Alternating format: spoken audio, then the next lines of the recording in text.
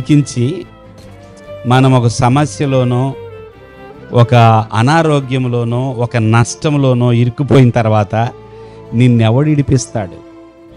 నిన్ను కాపాడేవాడెవడో?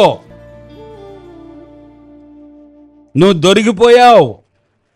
నిన్ను ఎవరు విడిపిస్తారు ఈరోజు? మీకు, మీ కుటుంబానికి విడుదల ఎట్లా? గనుక నేను చెప్పింది వాళ్ళు ఒకటే అన్నారు, ఒకవేళ మా దేవుడు రక్షింపకపోయినను, దేవుని స్తోత్రం చెల్లిద్దాం. అంటే భయం లేదా వీళ్ళకి? దేని విషయంలో? అగ్ని విషయంలో భయం లేదా? చావు విషయంలో భయం లేదా?